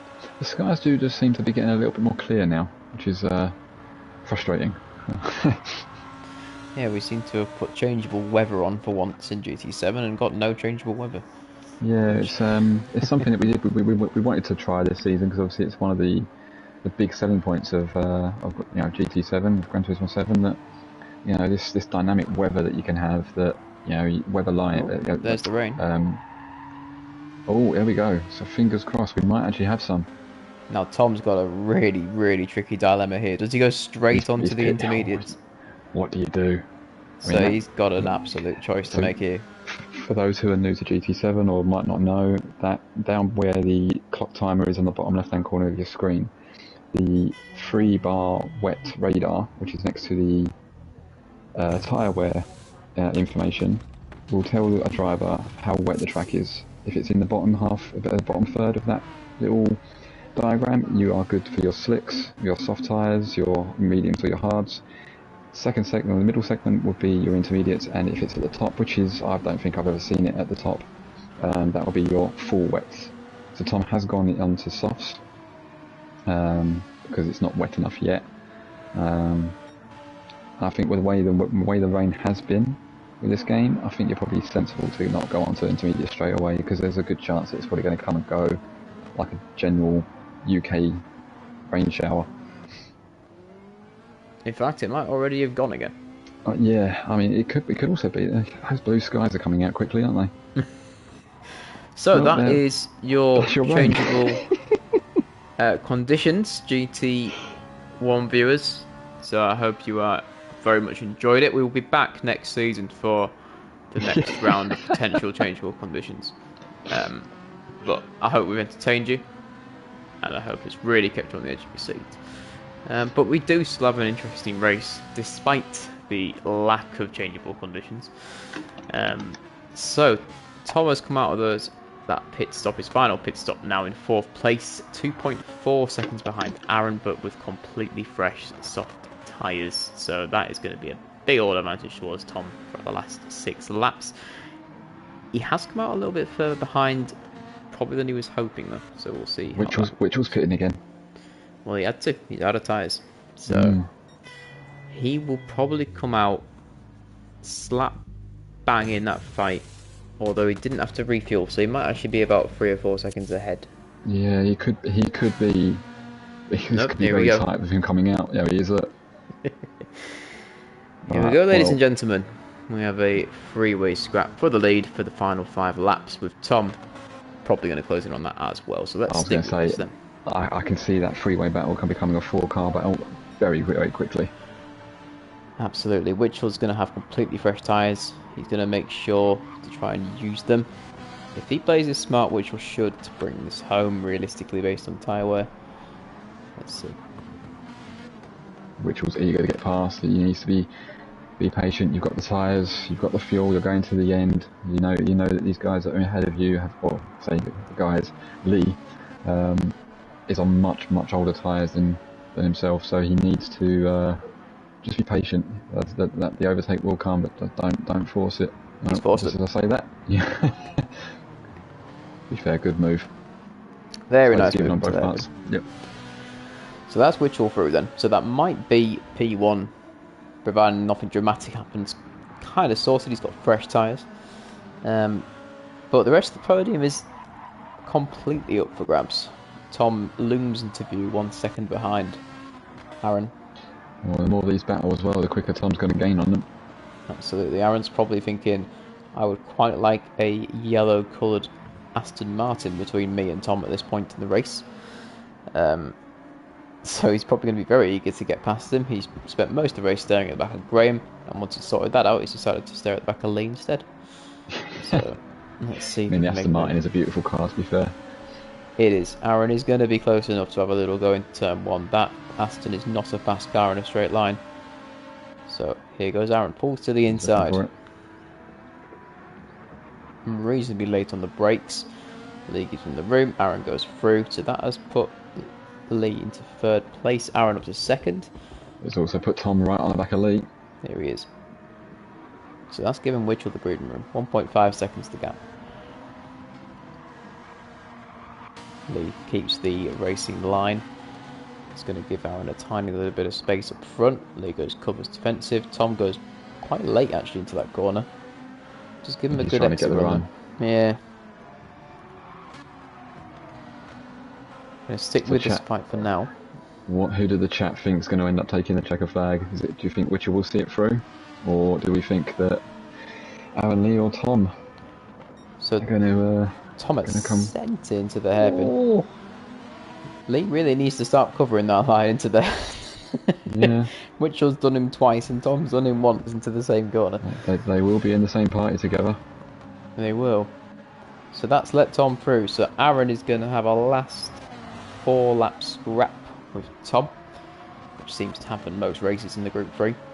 Which was 2 seconds clear now, so he's probably got the gap he needs. I think if Tom's going to win this, he needs to get past Aaron very quickly. Yeah, he kind of needs to do it now. So I think if Aaron had fresh tyres, I think I'd be tipping him for a win. But with those tyres that he's currently got, I don't think he can mount a charge. No, so as you suggested, Tom has picks the correct strategy again. Aaron's off as well. Oh no! And he's spun it. He clipped the grass. He clipped the grass coming out of the final left-hand kink. He did. I think he saw Tom on his inside, tried to give him room. Possibly he was a bit over generous. Caught the grass, tried to put the power down, and that's dropped him down to 5th place. So that is going to be a bit of a kick in the teeth for Aaron there. Yeah, he's driven so well as well in these first few races on a track that he said that he loves.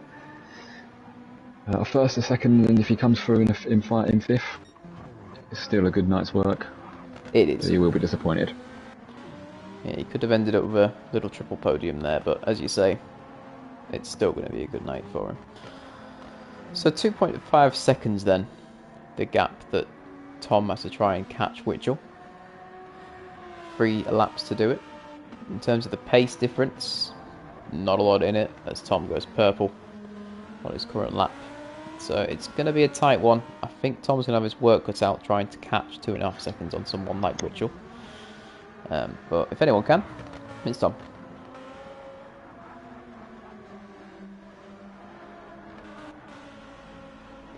So he's doing a good solid job in 3rd place at this point. He's been given a little bit of a sort of bit of luck with Aaron sliding off into the grass. Podium here for Lee would be a great result. He'd be over the moon with that. It would. He's had his fair share of bad luck as Lee, so that's probably nice for it to swing you away, really. But he's deserved it. He's done a brilliant job, and he's like I say, he's an experienced racer. The last few seasons, we've all said, I think that he's definitely got more pace in him. 100%. He just hasn't been able to hook it up, but ever so slightly, I think we're starting to see the real Lee Cole come back. Absolutely. It's nice to see, of course. Yeah. Nice to see. He does now have that new wheel. He finally got rid of the G29 that would not, well, it just sort of broke occasionally, like as in it would break, slow him down. Yeah. Which was a bit weird on a straight, so he's finally got rid of that. He's got the G920, I think it is, the same one I've got. It's a nice wheel, to be fair, it's just a new version of 29. Nice. So that might be part of the reason as well. He's finally got some sound equipment to drive with. That gap is not really coming down between Witchell and Tom. I was just about to say the same thing. If anything, I think Witchell's starting to just eke it out a little bit. Yeah, it's just stayed around that 2.5 second mark. So looking a little bit further down the field than what we have a chance just now. We've got top 10, Corvus and SBY. Panoplet in 8th, which is actually a pretty good result considering he's new to GT1 overall. Ross in 7th, so far a solid week for him really. Garney's in 6th, which is not a bad little recovery from his sort of different little spins and things. Aaron in 5th, which I'm sure he will be disappointed with, but overall it's still a pretty decent week, as we've previously described. I think he'd only be disappointed with it because he was sitting behind behind Witchell for so long in 2nd. Yeah, I think if he had been kind of fifth halfway round, I think you end it and you think, what, that's a decent points tally. But being in 2nd and just a simple catch of the grass, and on this game it can completely send you sideways. So he'll be disappointed, but I think overall he's had a good night, very good night. Oh, absolutely. I mean, Witchell there is just set a 44 flat, which is extremely speedy considering the generic race pace was probably 47s on the mediums, 45s in the softs, so 44 flat is extremely fast. He's now dropping Tom a few tenths a sector really. Yeah, I think Tom just needs to focus now on keeping it on the black stuff, which obviously Tom will do naturally. And coming through in P2, that'll be especially after seemingly struggling in the first 2 races, and coming through and actually getting a P2 in this one will be just kind of even it all out. Absolutely. Graham looks like he's going to come home for another strong Group 3 result. P4, if he can maintain this. He has got an Aaron sort of half down, charging him. Yeah. But Aaron's going to run out of tyres, to be fair, before he makes that move. That spin probably exactly what he didn't need with those soft tyres and that Ferrari, which does eat them a little bit more than the Aston Martin.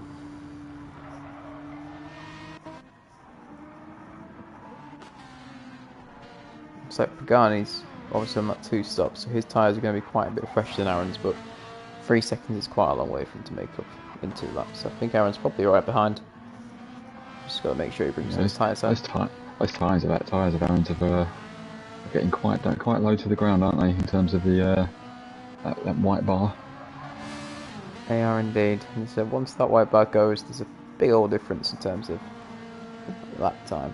To when you have like a sliver and when you have nothing, it really stops turning. Am I right in thinking that Aaron's the only one who's done a medium soft race? No, you've got Graham and Lee have both done a. Have they done that as well? Medium soft, yeah. Yeah. Whereas Ross has done medium. Graham's tyre wear is very good. No, he's done a really good job. Considering, yeah. He's just driven smoothly, really. He's dipped into the 45s, but apart from that, he's just been driving smoothly. That shows you just how fast Whitchell's lap is there. I mean, Graham is a fast guy in the Group 3. He's 45.9 on the softs, whereas Whitchell's done a 44 flat. Kind of rapid, 190. Yeah, he's a very quick boy, as is Whitchell. I think next season when he's here for the full calendar, I think it could be a very spicy championship. Like I said to the guys earlier, I think we've got a very, very good championship lined up next season. It's something that we haven't done before. It's going to throw things into Aaron's tyres have died, and Pagani is now right at the back of him. Oh dear. Yep, Aaron's they're gone. Yeah. See if Pagani decides to keep him in that place, but we're going to head towards the front of the grid as Whitchell heads across the finish line for a Group 3 victory. Very well played, correct strategy done from him. Tom's going to come back in 2nd place again, not a bad result for him by all means. Lee's going to come home in 3rd. That's a very nice drive from Lee, which means that has he got 2 podiums this week? I don't know. I believe so. Good results tally, good points tally for the Astons. Absolutely. Graham come back in 4th, another Group 3 result. Very, very good. Looks like Pagani is going to keep Aaron in 5th. Good little bit of teamwork from there. We've got Ross coming home in 7th. Another solid evening. Yeah, that's a good result, especially for a car who wasn't supposed to be doing very well around this track. Absolutely. Final Play comes in 8th. Nice little solid week as he just eases himself into FTRL. SPY is going to come in 9th. He's had a very up and down week, really. Not a great first race, a very good second race, and then not a great third race. So, as we said, a bit of a up and down thing. He's going to wave, he's delighted with himself. Pinkman cheering him on from the sidelines. Comes up in 9th place. Covers is going to come back in 10th. Showing glimpses of good pace, to be fair. Just about getting a little bit of that consistency moving forward, I believe. Yep, absolutely. Like I say, the way our league is run in terms of the on-track racing, the community that we've got, all that kind of stuff. These guys are going to get used to that, and they'll get used to it very quickly. Especially when the first race comes around for next season. I think you'll have a much better understanding of FTRL in general.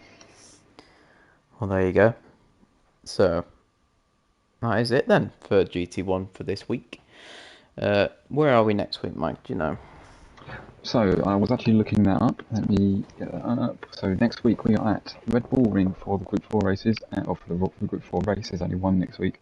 And then we are at St. Croix B for the final Group 3 race of the season. So I don't believe that with the results tonight that Tom has sewn it up. I think it is all still to play for next week, although you'd probably think that T. Smith does have it, but you never know. Anything can happen. Absolutely, anything can happen. Well, it's been a pleasure for my GT1 commentary debut. Thank you, Mike, for joining me. No, you're very welcome, bud. Been good fun. Nice little bit to the end there. But yeah, so thanks very much, everyone, for watching. Make sure to tune in next Thursday for GT2. Has it ended now? Oh, no, but it's finished, isn't it? GT2 has finished, yes. So there you go. Lennon last week took the title, despite not winning a race. He was just ridiculously consistent over the whole season. Fair play. So yeah, GT2 will have a couple of weeks off now until the start of next season. There you go. Which should be in about 2 or 3 weeks' time, I believe. We'll confirm that with the drivers. But yeah, thank you everybody for watching. If you could like the stream, we are trying to do everything we can to get more traction on the YouTube channel, all that kind of stuff. So if you can like, that would be great. But yeah, well done, Will. Happy days. Right. Thanks everyone for watching. We will see you next week.